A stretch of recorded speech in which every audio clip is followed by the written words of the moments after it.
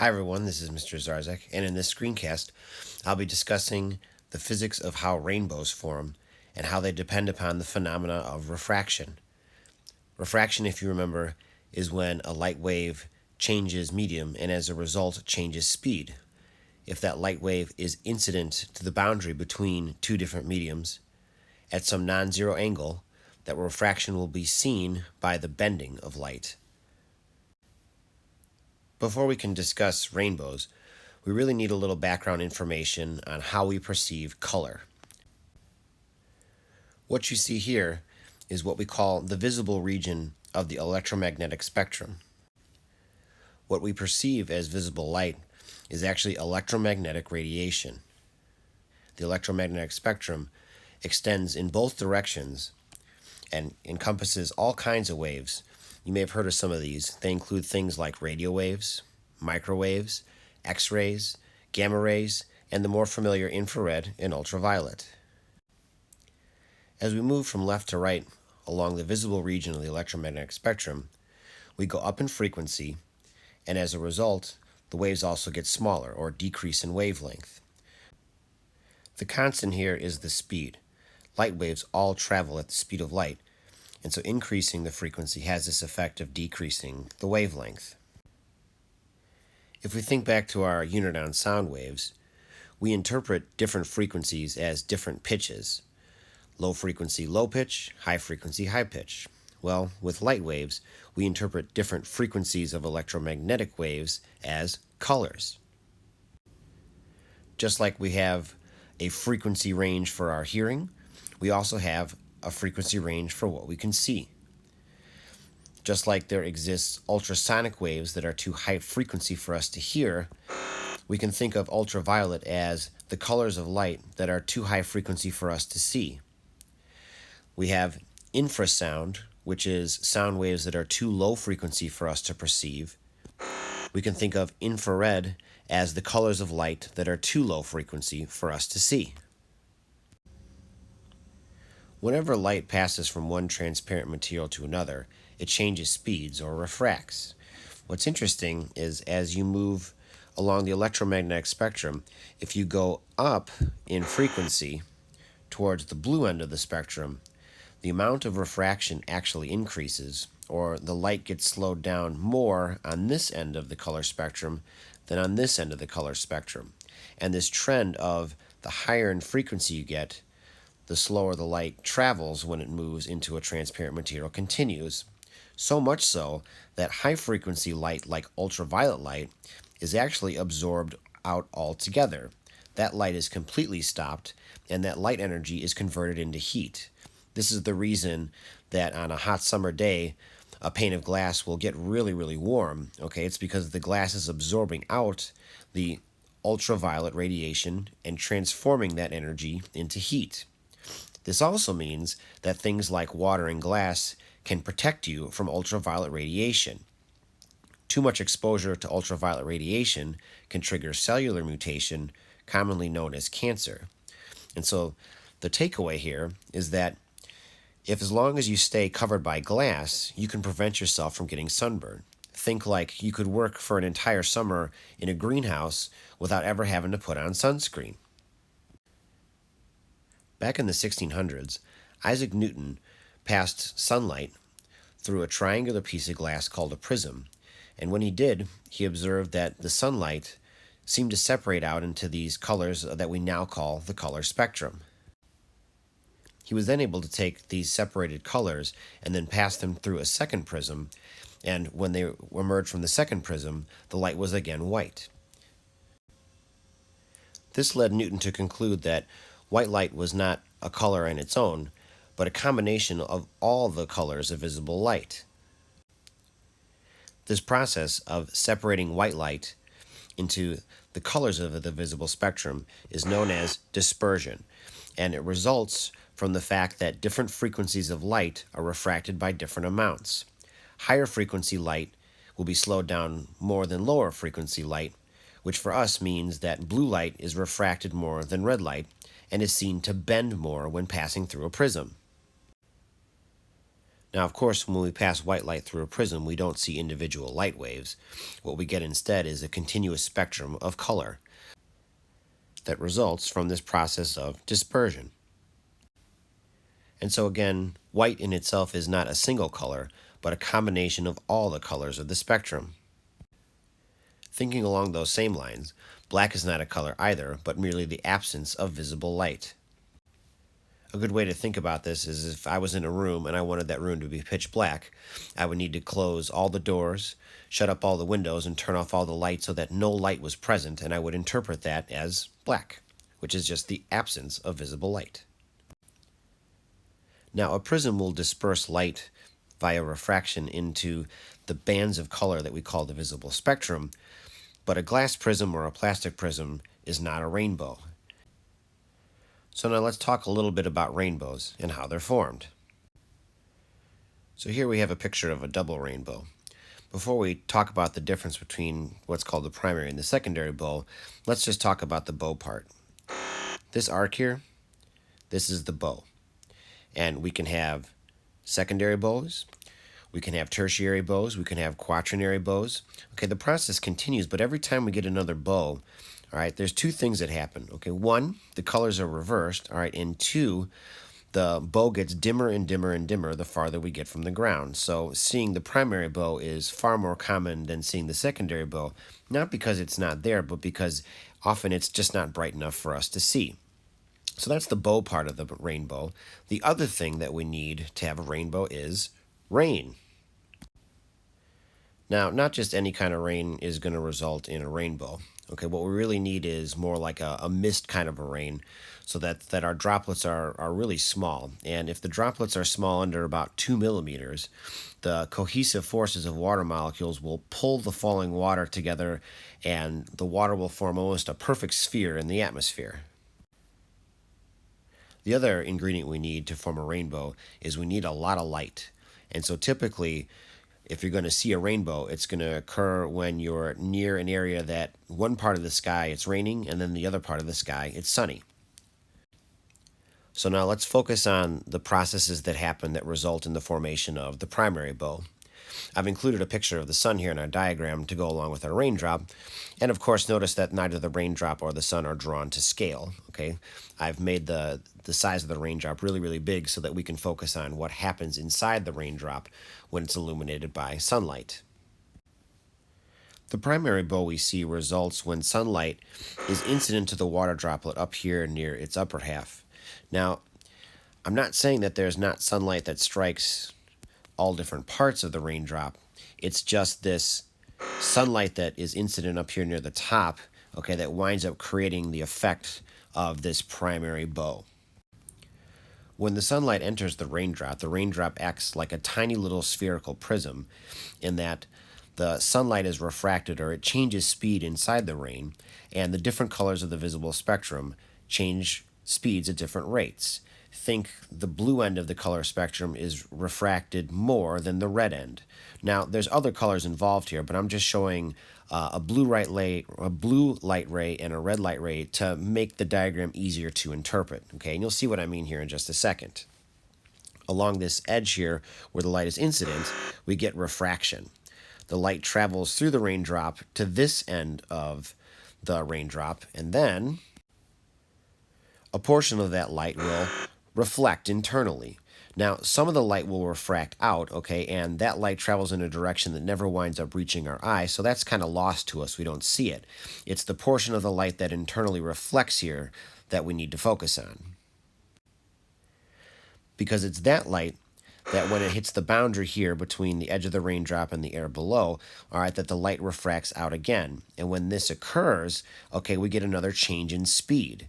And just like when we entered the raindrop up here, when the light exits the raindrop down here, you get a second case of dispersion, or in other words, the blue end and the red end of the spectrum are separated even more.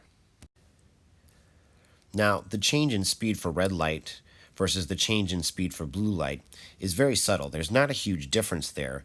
And so even after 2 instances of refraction in the raindrop, okay, the 2 ends of the color spectrum are only separated by about 2 degrees.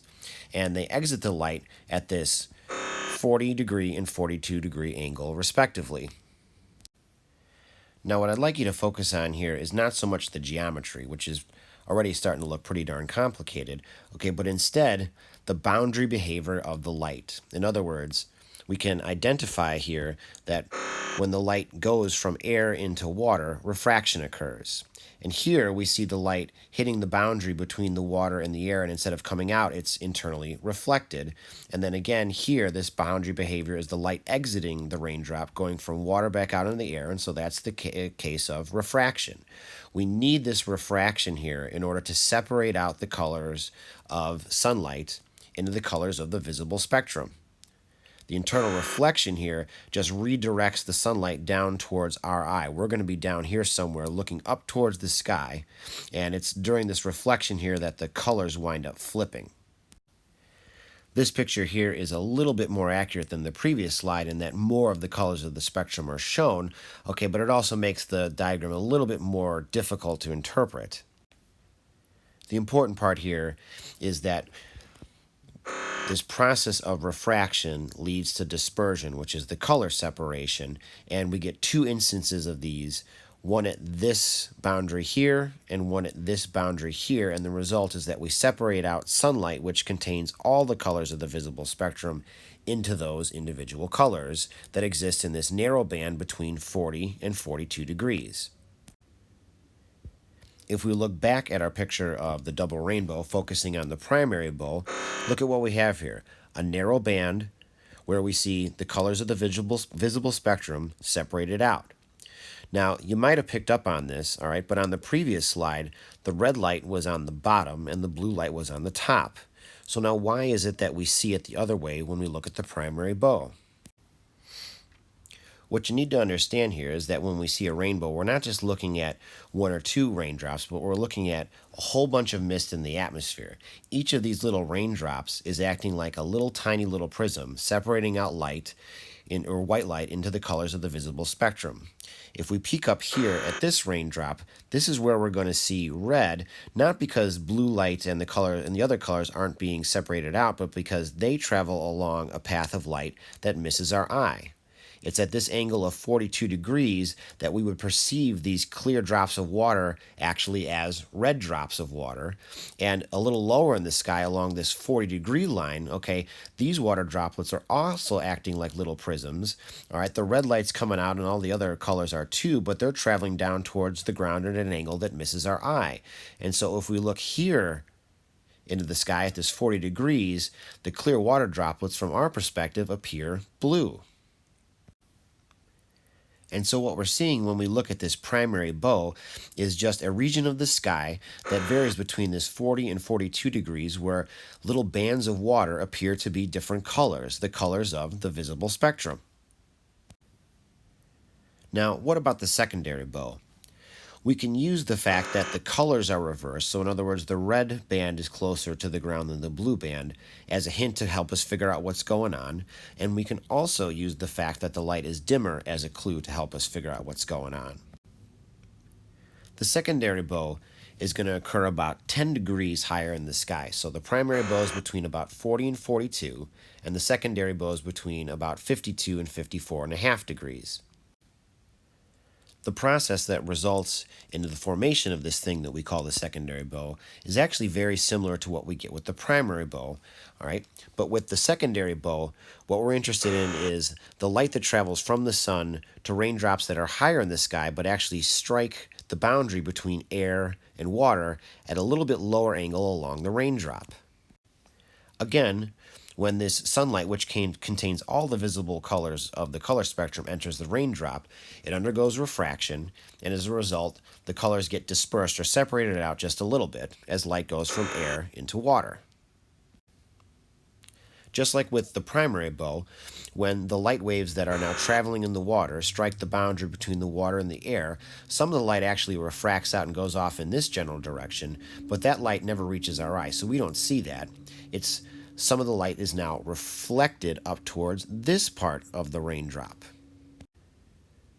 When the light reaches this boundary here, again, some of the light actually comes out of the rain droplet and goes off like this, all right, but some of the light also internally reflects down here. It's the light that's made it through this internal reflection, and then now one last time refraction, okay, that's bent down towards our eye at this bigger angle of between 52 and 54.5 degrees. The secondary bow is a little bit wider than the primary bow because we've got this extra case of internal reflection up here that causes the light to separate out a little bit farther. The light is also a little bit dimmer because, well, every time we hit the boundary, some of the original sunlight is refracted out, so we lose that light. And so the light that goes through here is a little bit dimmer than the light that went through here, and the light that passes through the rain droplet here is a little bit dimmer than the light that passed through the droplet here because some of that light comes out near the top. It's also because of this instance of two internal reflections, so one right here and one right here, that the colors are reversed. If we track the path of the light, we see that right at this point right here, all right, the red side and the blue side switch places. They switch places again here, and then they switch places one more time here, all right, which is one more time than we got with the primary bow. Hence, blue and red are now reversed. Now, if you're feeling a little confused or overwhelmed by all this flipping and bouncing, okay, well, don't, all right? The real big takeaway here is not about 52 degrees or 54.5 degrees or 40 or 42 degrees, but instead it's what's happening when waves strike the boundary between one medium and another. Here, the light passes from air into the raindrop. That's refraction. We're going to get a change in speed when the light changes medium. Over here, we can see the light hitting the boundary and not exiting, and so it's what we call internally reflected. That also occurs right here. And then over here at this boundary, the light exits the raindrop, so here we have the case of refraction. Much like with the primary bow, both internal reflection and refraction are involved, all right, but whereas the reflection really just takes care of redirecting the light down towards our eye, it's this process of refraction that gets us the color separation that we associate and find so beautiful with this thing that we call the rainbow. And so a really interesting and fun way to think about raindrops is little spherical prisms where we get these instances of reflection and refraction, and these just happen again and again and again until the light gradually fades out to black. And if we happen to be along the path where we can see one of these exiting refracted rays, we get to see the rainbow. It seems like with every refraction phenomena, there's some associated myth. Well, the rainbow's no different in that we've probably all heard of the idea of the pot of gold at the end of the rainbow. So is there any truth or is there any validity to that claim? Well, unfortunately for us, the answer is no.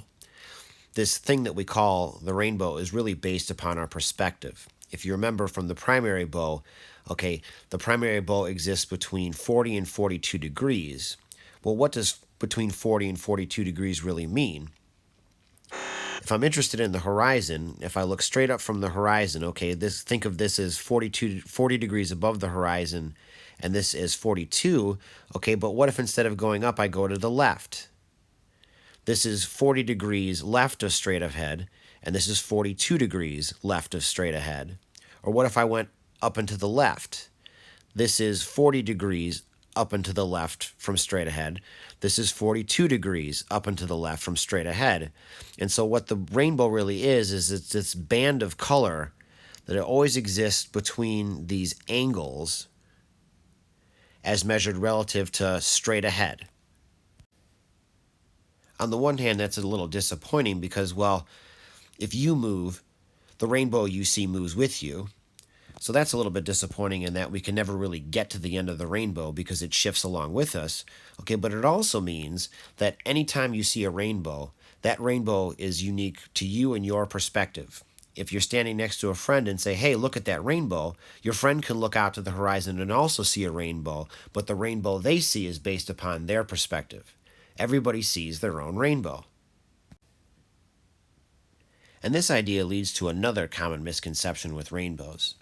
Some people have been fortunate enough to see this arch here and would claim that they would see a full rainbow. Well, in truth, this is actually only half a rainbow. A rainbow is this refraction and internal reflection phenomena that occurs along a band between 40 and 42 degrees for the primary bow, 52 and 54 and a half for the secondary bow, and so forth. But those angle measurements are really just degrees relative to looking off into the distance. And so what I'm getting at here is that the full rainbow actually isn't just that half of a circle, but it's actually a full continuous circle. These are far more rare to see because, well, normally the ground is in the way, blocking our view of the lower end of the rainbow. And so if we want to see the full rainbow, we need to find a location where we have 40 to 42 degrees of viewing angle that's below us. And that's what we have in this picture here. Here we can see the full rainbow. And if you look at the detail of the picture, okay, you can get a sense of where this picture was taken and why it makes the full rainbow visible. All right, we see a shadow here. All right, and this shadow is caused by the fact that there's a mountain. The person taking this picture is on a mountain, and specifically, they're up on top of a TV tower that overlooks a city on top of a mountain. Here you can see bright sunlight coming in from behind us, and off in the distance, you can see thunderclouds. So what we have here is rain providing that mist that we need for that refraction and reflection to occur, and then we've got the sun behind us providing the light that will then be dispersed into the colors of the visible spectrum. Here's another example of almost a full rainbow. This was taken at Niagara Falls, okay, and you can see that we've got a wider field of view here, not quite the full 42 degrees below to give us the full 360, but pretty darn close.